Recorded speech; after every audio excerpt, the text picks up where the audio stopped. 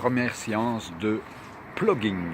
Plogging, c'est un concept suédois qui consiste à faire son jogging et à ramasser les déchets que vous trouvez sur votre passage. Et donc, j'ai décidé ce jour, en plus de faire mon jogging habituel, de faire du plogging. Nous allons découvrir tout au long de mon parcours tous les déchets que l'on peut rencontrer. Et nous ferons un petit bilan à la fin de la séance.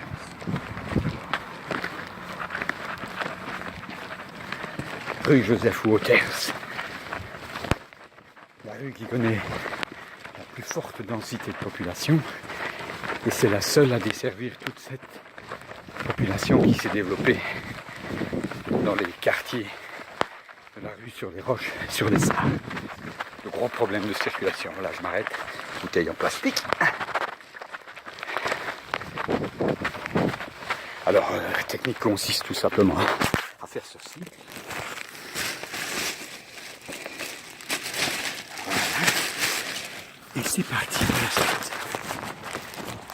À un autre endroit où souvent des gens viennent se parquer pour se détendre, il y a beaucoup de déchets.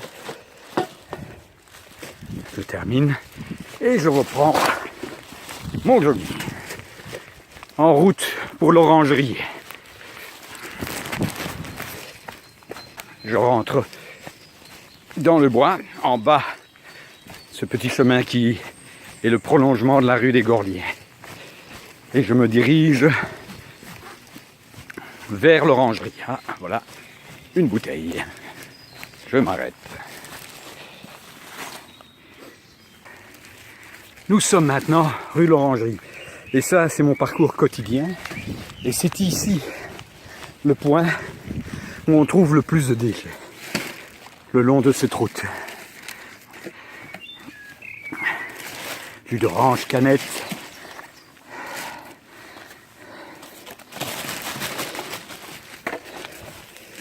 Oui.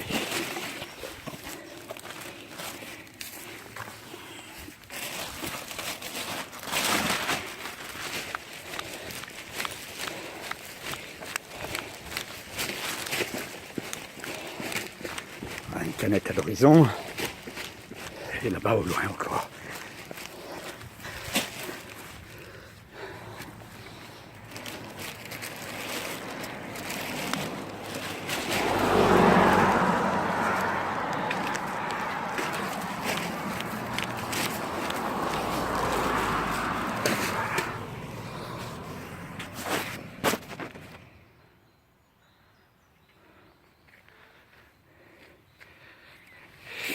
Je suis à la fin de mon parcours, je vais faire exactement la même chose au retour.